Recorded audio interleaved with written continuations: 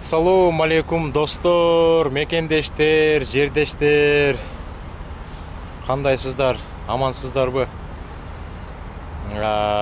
Биз деген жумушка кайра чыгып кеттик 2 жумага. Өткөн видеодо мен бир суроо бердим эле, англис тили боюнчачы. Англис тилин үйрөнөлү чогуу деп. Анан көп катталуучуларыбыздан, мекендештерибизден жакшынакай ойлор келиптир. Англис тилин үйрөнүш керек, англис тили бизге керек. Англис тилин үйрөнсөк, чет мамлекеттерге чыксак болот, саякаттарга чыксак болот деп. Анан үйдөн үйрөнсөк болмок. Талаадан англис тилин башташ керек болуп атат. Азыр мен Нью-Йорк штатында жүрөм, жаңы эле жүктү чыштадым.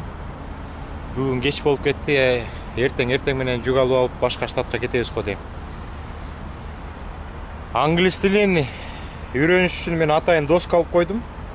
Баягы үйдү салганда дагы биринчи фундаменттен башталат да. Фундамент, андан кийин стенасы көтөрүлөт, анан крышасы жабылат, эшик терезе дегендей. Ошол сыяктуу бүгүн биз англис тилинин фундаментин куябыз да. Мына мен фундамент куйганга атайын доска алып, азыр мен сиздерге бир схеманы көрсөтөм. Ошол схема менен англис тилин баштасак жеңил болот да. Бул видео англис тилин жакшы билген мекендештерге кызыгы жок болуш керек, бирок англис тил үйрөнөм деп айыл жеринде жашаган, райондордо жашаган, биздин жети областта жашаган мекендештерибизге кызык болот го деп ойлойм. Анда кеттик, баштайлы достор. Акырындан шашпай фундаментти куялы. Достор, мындай да, мына доскага мен 9 квадрат чийип койдум. Бая фундамент куярда яма казылат да. Ана ошо ямага фундамент куюлат да. Ошо каркасын чийип койдум. Азыр ушул жака фундамент куябыз. Англис тилинде деле орус тилине окшош, кыргыз тилине окшош чактар болот. Орусда будущий, настоящий, прошлый деген сыяктуу англис тилинде деле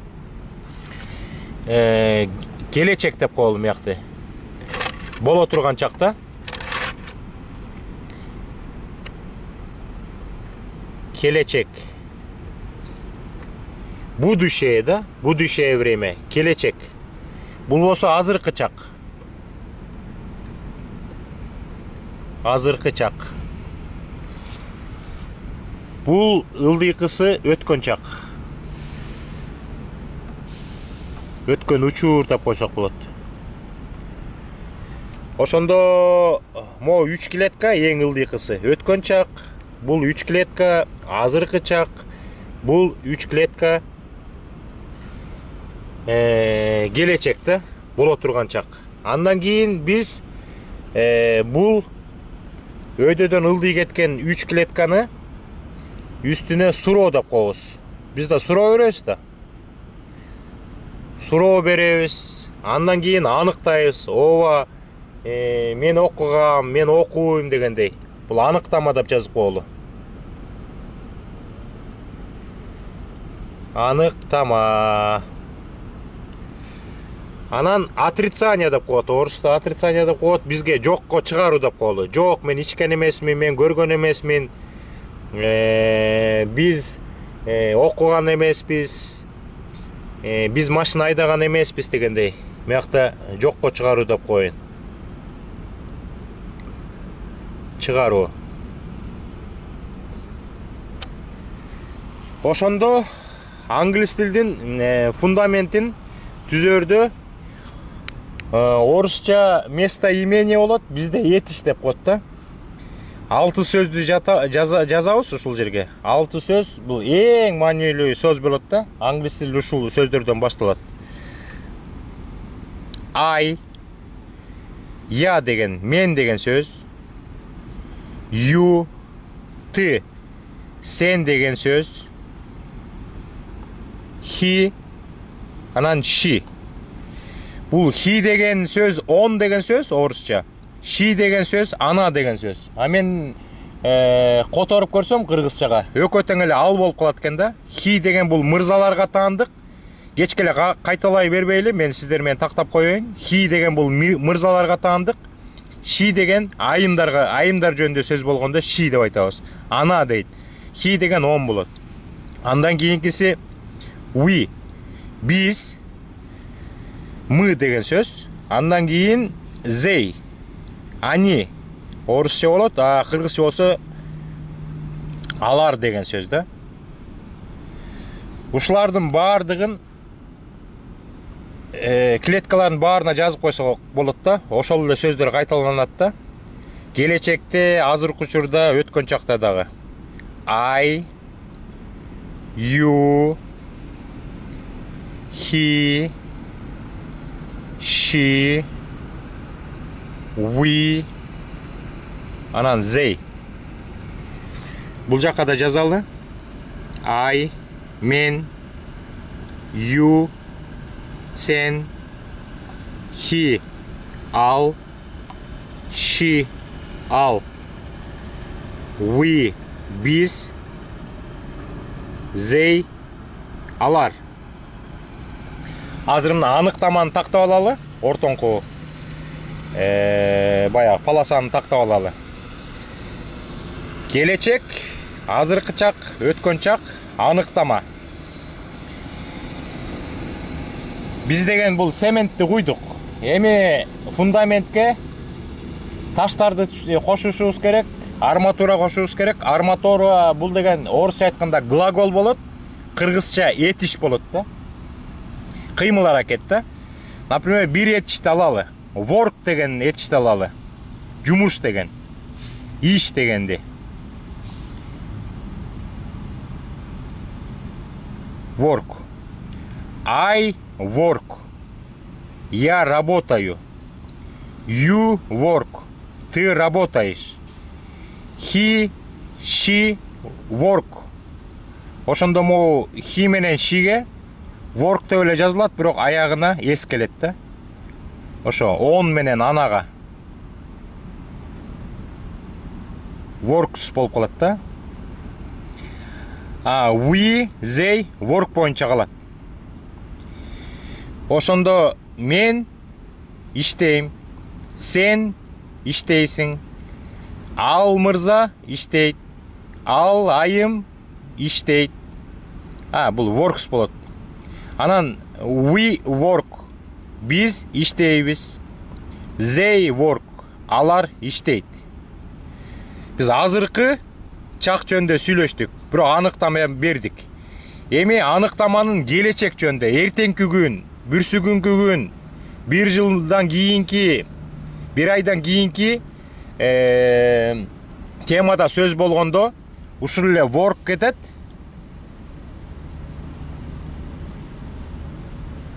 Work кетет, бирок I work'тун ордуна мондай will деген сөз кошулат да. Бул деген баягы боло турган учурду билгизе турган сөз. Will деген сөз. I will work. You will work. He will work. She will work. We will work. They will work. Мияка эч кандай эспес кошулбайт. Баягы келечек жөнүндө сөз болгондо. Бун орусча окуганда мындай болот да. Я буду работать. Он будет работать.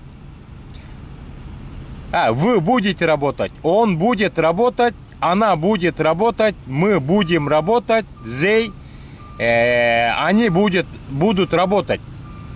Кыргызчага которгондо мындай болот да. Мен келечекте иштейм. Сен келечекте иштейсиң. Ал келечекте иштейт, мырза жөнүндө сөз болот.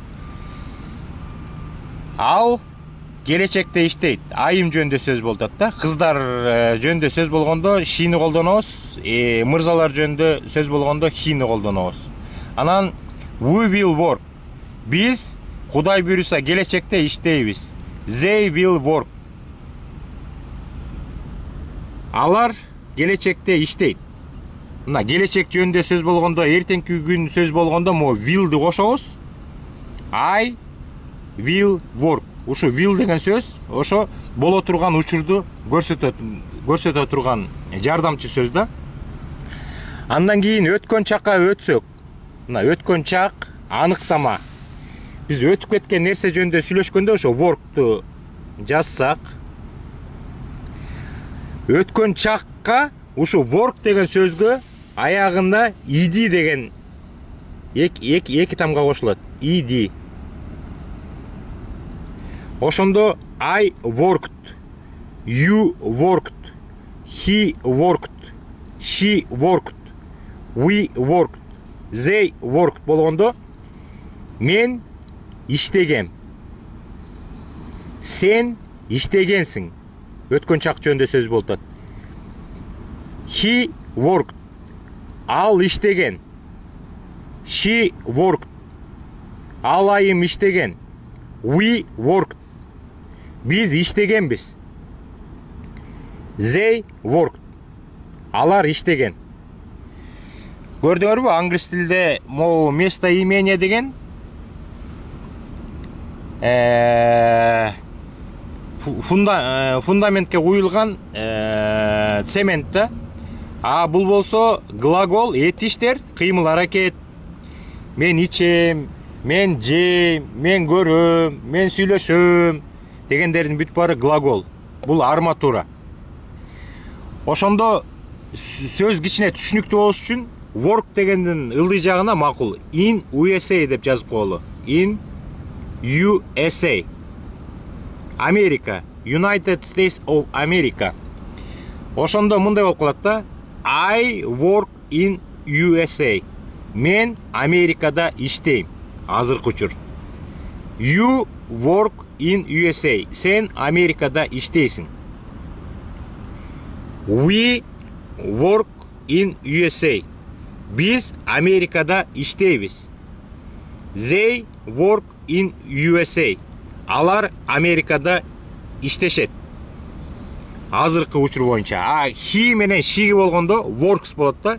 He works in USA. Ал Америкада иштейт. Ал жигит Америкада иштейт. She, ана деген сөз да орусчачы. She works in USA. Ал айым Америкада азыркы учурда иштейт. Эгер биз келечекке work'тун ылдый жагына in USA'ды кошуп койсок, орусчасы мындай болот да. I will work in USA. Я буду работать в Америке.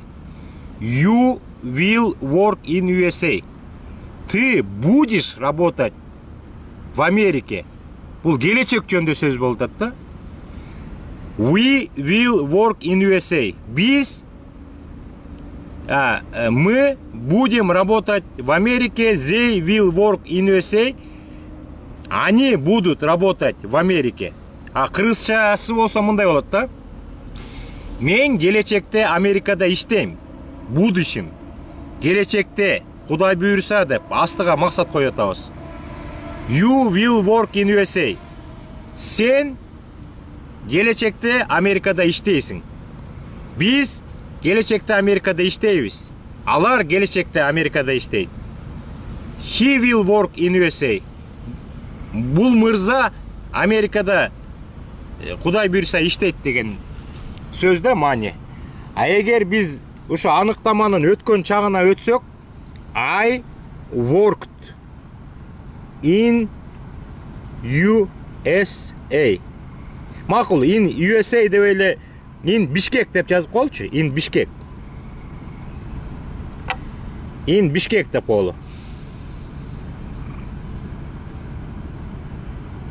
Бишкек. Мындай болот да. I worked in Бишкек. Мен Бишкекте иштегем. Өткөн чак. You worked in Бишкек. Сен Бишкекте иштегенсиң. He worked in Бишкек. Ал Бишкекте иштеген. Мырза жөнүндө сөз болуп атат. She worked in Бишкек. Айым жөнүндө сөз болуп атат. Ал айым Бишкекте иштеген. We work in Bishkek. Biz Bishkek'te iştegenbiz. They work in Bishkek. Алар Бишкекте иштеген. Мына аныктаманын баарын бүттүк. Силер сүйлөшүп атканда бирдемен айтам дегенде келечек жөнүндө сүйлөйсүңөр.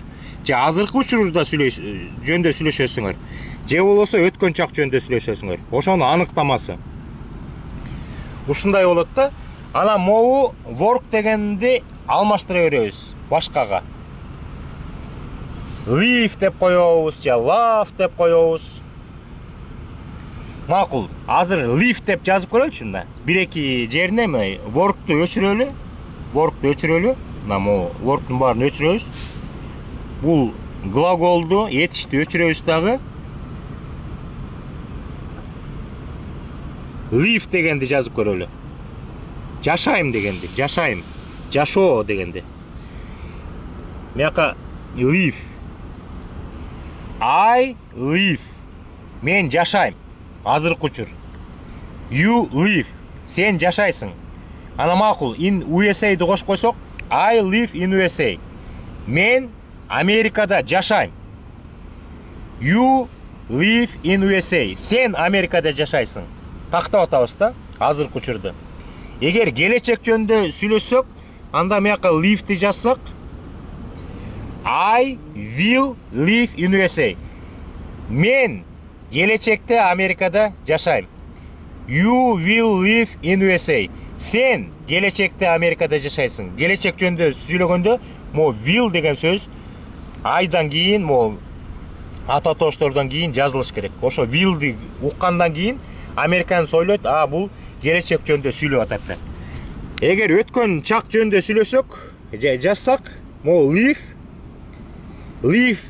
live дегендин аягында д деген тамгасы кошулат. Ошондо иди болот да, мунун аягында live дегендин аягы и менен бүтөт, анан дны кошобуз, могу кошулуп калат да. Д деген тамганы укканда уже өткөн чак жөнүндө сөз болуп атканын билебиз да. I lived. Мен жашагам. You lived. Сен жашагансың. Анан in Бишкекти кош койсок, I lived in Бишкек. Мен Бишкекте жашаган, мурда жашагам. You lived in Бишкек. Сен Бишкекте жашагансың. Өткөн чак жөнүндө сөз болуп атат. We lived in Бишкек. Биз Бишкекте жашаганбыз. They lived in Бишкек. Алар Бишкекте жашаган. Ошондо моолордун баары калат. Могу глаголду өзгөртө берсек болот. Мыякта love'ты кош койсок, жакшы көрөм. I loved болсо, мен жакшы көргөн болуп калат да, өткөн чак. Мыяка love'ты жазып койсок, мен жакшы көрөм. Мыяка love деген глаголду жазып койсок, мен келечекте жакшы көрөм. Эмнени жакшы көрөсүң? Мыякта инди алып салсак, мындай болуп калат да. I loved Бишкек. Мен Бишкекти мурда жакшы көрчүмүн болуп калат да. Ошондо биринчи полосаны бүттүк, аныктаманы бүттүк, келечек, азыркы, өткөн чак жөнүндө сүйлөштүк. Эми биз жокко чыгарууну сүйлөшөлү. Жок, мен мурда анткен эмесмин, мен минткен эмесмин. Баягы келечекте мен антпейм, же өткөн чакта мен анткен эмесмин, же азыркы чакта мен антпейм деген сөздү азыр деген кайра эле ушул I, you, he, she, we, they дегенди жазабыз. Мияка жанагы work деген сөздү жазалы. Иштейм дегенди. Жокко чыгарыш үчүн, азыркы учурду жокко чыгарыш үчүн бирок айтып атасыңар. Жок, мен иштебейм деп атасыңар да. Ошондо деген мындай do not деген жазылыш керек да. Do not деп жазылыш керек. I do not work. Мен иштебейм деп. Бирок американецтер do not деп көбүнчөсү айтышпайт. Булар don't деп айтышат да. Don't деп. Ошондо ошо don't дегенди постоянно жаттап алсаңар болот ошочу. Мына don't. I don't work. Мен иштебейм. You don't work. Сен иштебейсиң. He менен she'ге ошо особый да, he менен she, он ана деген орустардын сөзү. He, she, особый. Мияка эсти кошуп атпайсызбы? Сөздүн аягыначы, глаголдун аягына. Мияка дагы мындай болот да, don't эмес. Булардыкы doesn't болуп калат. Doesn't. He doesn't work. Ал иштебейт. Ал мырза иштебейт. She doesn't work. Ана не работает. Ал айым иштебейт. А we, they ошо don't боюнча эле калат. Don't боюнча эле калат. We don't work. They don't work. Биз иштебейбиз, алар иштебейт. Анан баягы жокко чыгаруунун келечек жөнүндө сүйлөшсөк бирөөгөчү. Мындай болот да, булардын баары эле жазылат. I, you, he, she, we, they. Анан деген work ошол эле кетет. Жумуш жөнүндө сөз болуп атат да. А бирок мону алмаштыра берсек болот. Live, see, buy, read деп ар кайсы сөздөрдү кийин анан кошобуз. Глаголдун баарын кийинки сабактарда кошобуз. Азыр биз только фундамент коюп атабыз. I will work. Мияка жазсак мына work дегенди мияка өчүп салган турбайсызбы? Work. Мен Кудай буйруса иштейм деп атат. А бул болсо жокко чыгарыш керек да, мен иштебейм деп. Кудай буйруса келечекте. Ошондо I will деп жазабыз дагы. Ушул эле will'ди жазабыз. Will'ди уккандан кийин уже келечек жөнүндө сөз болуп атканын билебиз да, will'дан кийин not дегенди жазабыз. Not. I will not work. Мен келечекте иштебейм. You will not work. Сен келечекте иштебейсиң. Бая келечек жөнүндө, эртеңки күн жөнүндө сөз болуп атат да. He will not work. She will not work. We will not work. They will not work. Биз келечекте иштебейбиз. They will not work. Келечекте иштебейбиз дегенде he менен she'де мияктан эчтеке өзгөрбөйт да. Ошо боюнча калат. Анан мияка мына in Бишкекти кошуп коелу.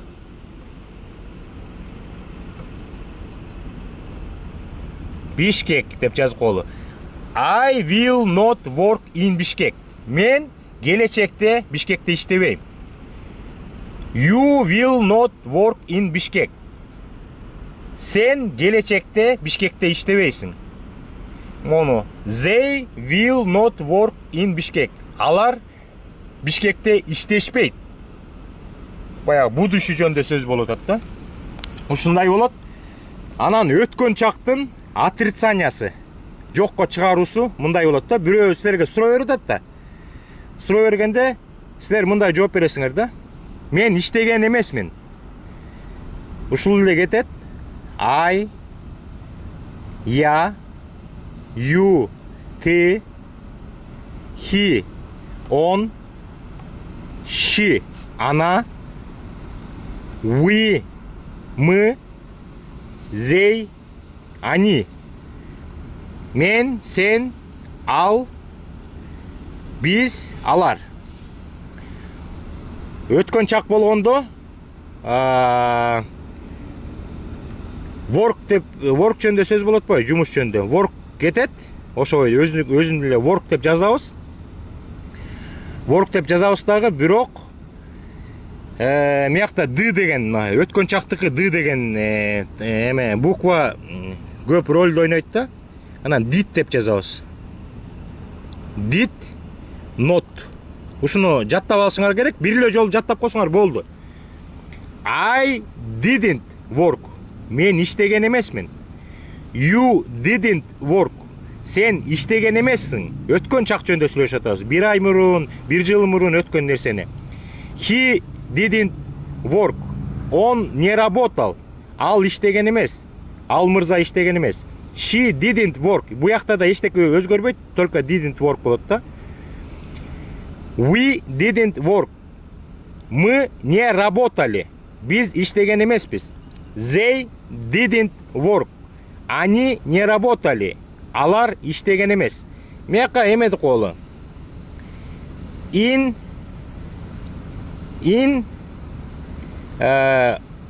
Osh деп колу. Osh. I didn't work in Osh. Мен Ошто иштеген эмесмин. Өткөн чакта мен иштеген эмесмин. Бирөө сурап атат да. Азыр мияка суроосун жазабыз. Did you work in Osh деп жазып атат да. Өткөн чак менен силерге суроо берип атат. Силер болсо өткөн чак менен жооп берип атасыңар. I didn't work in Osh. Мен Ошто иштеген эмесмин. You didn't work in Osh. Сен Ошто иштеген эмессиң. Ошо сыяктуу баарына эле ушул келет да. They didn't work in Osh. Алар Ошто иштешкен эмес. Мына экинчи бая полосаны бүттүк. Бул жокко чыгаруунун келечек жөнүндө сүйлөштүк.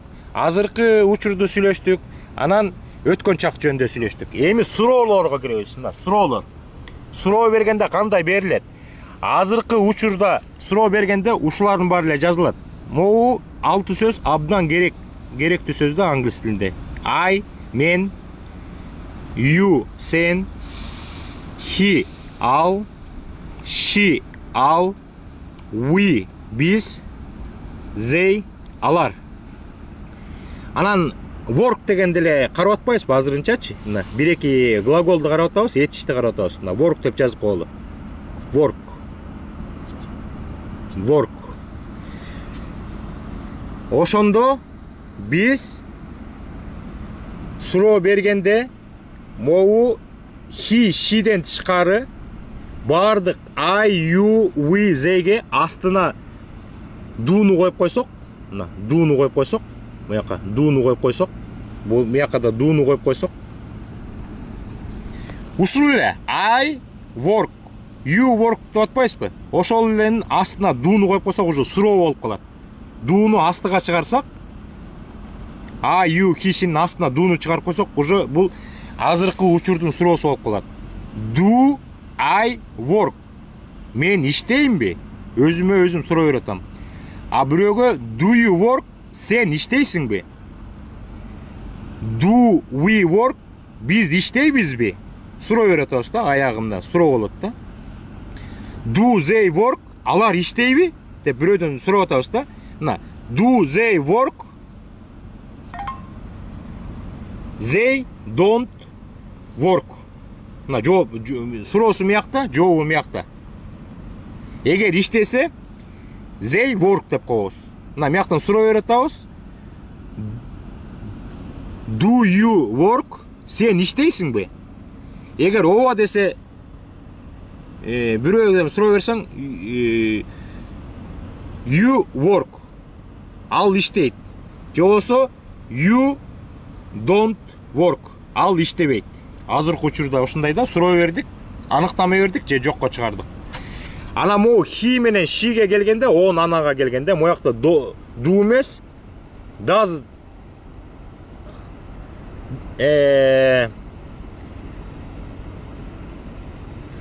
does болот да, does. D o is does. Does he work? Does she work? Ал иштейби? Ал мырза иштейби? Does she work? Ал айым иштейби? Мына суроо бергенде дууну астыга чыгарабыз бардыгына. He менен she'ге does дегенде чыгарабыз. А бул отрицанияда дагы don't баарына кетет, ана he менен she'ге doesn't кетет да, doesn't кетет. Ошо he менен she ушундай бөлүнүп турат да. Ана мияка дагы S деген буква келип атпайбы, жанагычы? Works, lives дегенге. Эми суроону баягы келечектеги суроону беребиз да. Келечектеги суроону бериш үчүн ушулар эле кетет. I, you, he, she, we, they кетет да. Анан work дегенде алып атабыз. Work, жумуш, иш дегенде. I will work. Мен Кудай буйрса иштейм деп атпайсызбы? I work дегендин ортосуна will'ди жаздык. Эгер will'ди астыга чыгарып койсок, баарынан биринчи will'ди айтсак, Will. Will айтсақ. Will I work? Мен Құдай бұрса іштеймін бе? Аяғы суроо. Суроо беріп атабыз. Келечектің суроосын беріп атабыз. Will you work? Сен іштейсің бе? Will he work? Will she work? Will we work? Biz іштейміз бе? Келечекте Құдай бұрса. Will they work? Алар іштей бе? Суроо беріп атабыз да? In USA дегенде қайра қошып қолы. USA. United States of America. Америка жөнді. Will we work in USA? Сен Америкада іштейсің бе келечекте? Мияқтан жооп беріп атабыз. I will work in USA. Ооба, мен іштеймін деп атат. Жоқ, мен келечекте іштеймесе I will not work in USA болып қалады да. Мына түшүнүктүү болду го дейм. Эми эң акыркы графа калды. Бул суроо беринин өткөн чагы. Өткөн чак жөнүндө суроо бергенде ушундай эле кетет. I, you, he, she, we, they. Мен, сен, ал, биз, алар. Biz мякта I didn't work дегенде biz мурда иштеген эмеспиз деп атпайсызбы өткөн чактыкы. Ошо did дегенди did деле астыга чыгарып койсок, ушулардын астына did дегенди чыгарып койсок, өткөн чактын суроосу болуп калат. Work деп жазабыз. Work. Do you work? Сен мурда иштедиң беле? Ба did дегенди укканда эле американецтер жаңа суроо берип атат, бирок өткөн чактын суроосун берип атат деп ойлошот да. Did he work? Ал иштеди беле? Did we work? Biz иштедик беле? Did they work? Алар иштеди беле? In Osh деп кайра жазып коелу. In Osh. Did you work in Osh? Сен мурда Ошто иштедиң беле? Did we work in Osh? Biz Ошто мурда иштедик беле? Суроо берип атабыз. Did they work in Osh? Алар Ошто иштеди беле? Өткөн чактын суроосун бергенде анан кайра мында жооп берип атабыз. Did you work in Osh? Yes. I worked in Osh. Жобосо no, I didn't work in Osh. Ушул схема англис тилдин фундаменти. Мияка мына цементи да кошулду, ташы да кошулду, анан арматурасы да кошулду да. Ушул схеманы жазып алып, же болбосо чийип алып жатташыңар керек да. Ушул самый главный. Анан ушуганан тиягына, миягына кийин сөздөр кошулат. Анан уже диалог болот, анан баягы көбүрөөк маанини түшүндүргөн узун сөздөр пайда болот да. А сөздөрдүн, ар кайсы сөздөрдүн ортосунда баары бир ушу болот да. Ушул болот.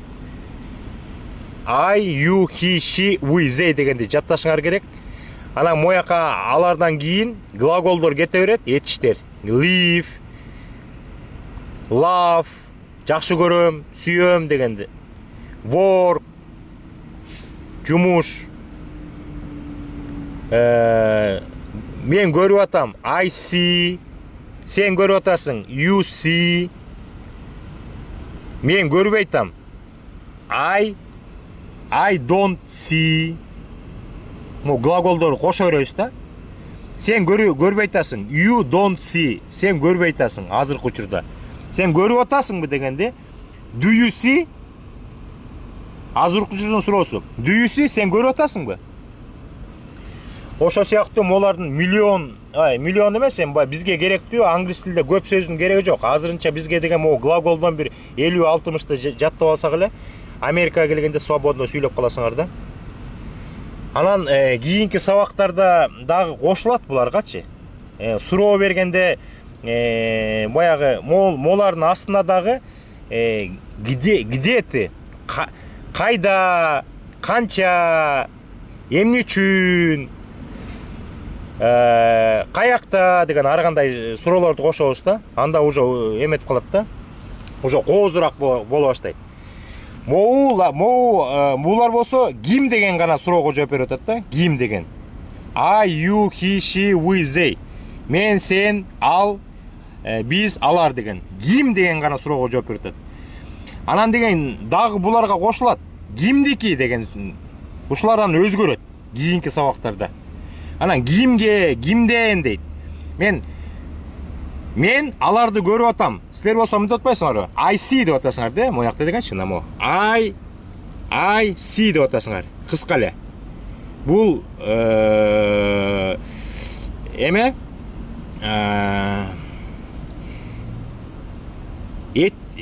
так, бул деген мен көрүп атам болуп атабы? Мен көрүп атам. Кимди көрүп атасың? Кийинки сабактарды кошобуз.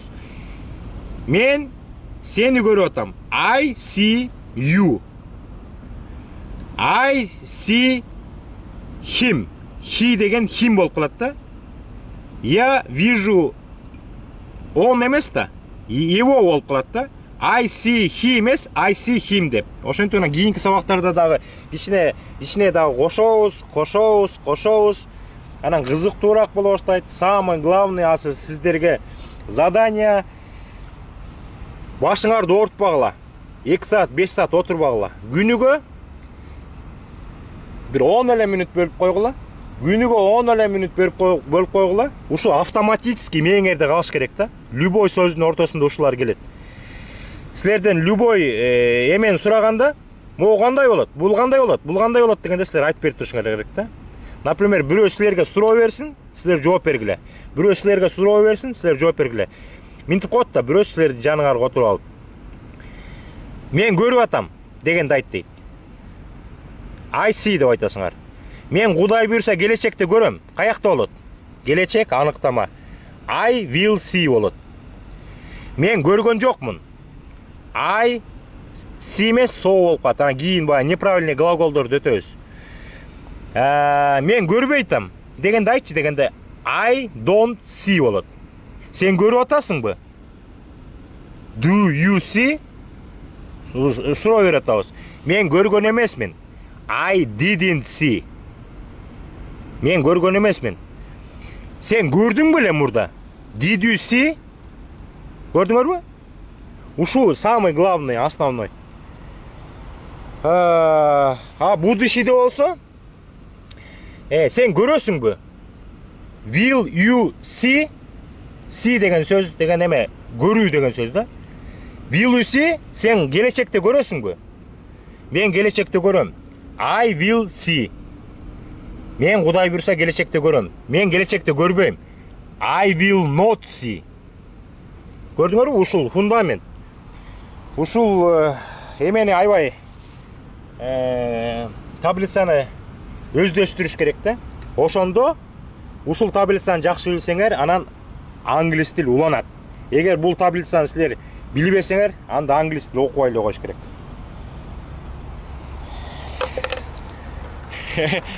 Катып өтүп койдум го сабакты я. Чарчап чыктым.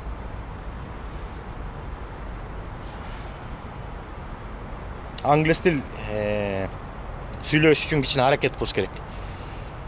Англис тил сүйлөш үчүн 4 нерсени иштетиш керек. Мен азыр силерге көрсөтүп бердим, көрдүңөр. Көз иштеш керек. Мен силерге айтып бердим. Кулагыңар иштеш керек. Угуу. Анан мен силер ушуларды кайталашыңар керек. I see you. I will see. I didn't see. Did you see? He will not see дегенде ошо сыяктуу кылып силер оозуңар иштеш керек үчүнчүсү. Анан эң акыркысы колуңар иштеш керек. Ушуну бир тетрадка алып алып, бир конспект ачып алып, калың тетрад алып туруп жазышыңар керек. Жазасыңар, окуйсуңар, угасыңар, көрөсүңөр. Ошо 4 нерсени чогуу алып кетсеңер, жакшы болот. Эгер жакшы аракет кылып окусак бат эле. Азыр эчтеке билбей атсаңар, мына сөз берем, 2-3 айдан кийин кадимкидей сүйлөп каласыңар. Баарыңыздарга чоң салам. Анда ушун менен эле 825 болуп кеткенбизби? 900га жакындап калыптырбыз. Анда бир оюнду ойнотуп коелу. Азыр мен силерге задание берем. Силер ошону комментарийга жазып, англис тили боюнча оюңарды жазып койсоңор, кийинки видеодо англис тилинин экинчи сабагы болот да, анын результатын чыгарып коебуз ошол оюндунчу. Англис тили каналга катталыңыздар. Каналга катталбасаңыздар, ушундай видеолорду өткөрө бересиңер да. Каналга катталып койсоңор, мен жаңы видео чыгарганда силерге плынк деп сигнал келет, анан силер көрө бересиңер. Каналга катталыңыз биринчиден. Экинчиден ушул англис тил сабагы кандай болду, уланталыбы же улантпайлы ушуну менен токтотолу оюңарды айткыла. Үчүнчүдөн атыңарды жазып туруп, канчанчы жылы төрөлдүңөр эле, ошол жылды жазып койгула. Өткөндөгүдөй ушинтип атын жазып, жылын жазып койгондо дордун списогу менен чогултам дагы. Анан ошолорду өткөн оюнга окшош баарын жазып, идишке салып туруп, айлантып туруп чыгарабыз. Ким утса бир жараныбыз утат, ошого приз салабыз. Канча?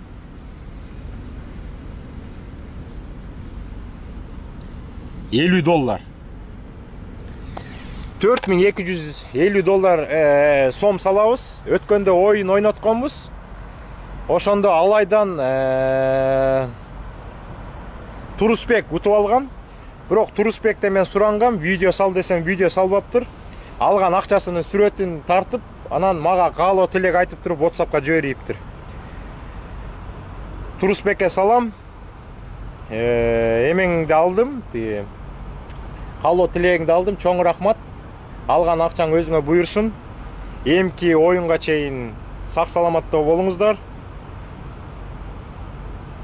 Экинчи сабак кийинки видеодо.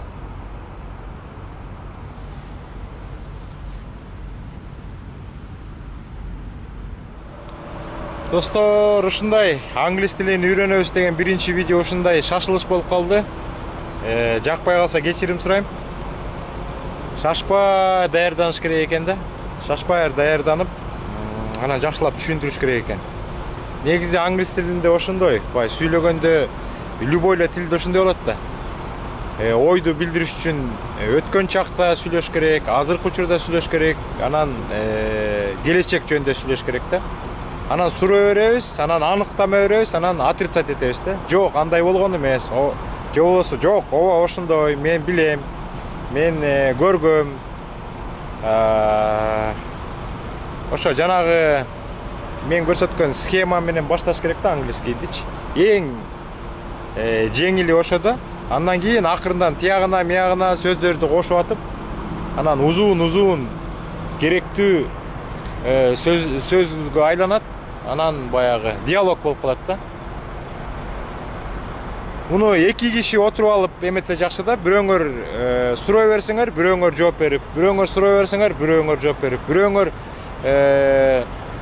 баягы келечектеги суроону берсеңер, бирөөңөр келечекте эмне болот ошону жооп берип, өткөн чак боюнча суроо берсеңер, бирөөңөр кайра өткөн чакта сен мурда иштедиң беле десе, ооба иштегем, же жок иштебейм, же Кудай буйрса иштейм деп, ошентип эки киши диалог кылып англис тилинде үйрөнсө жеңил болот, достор.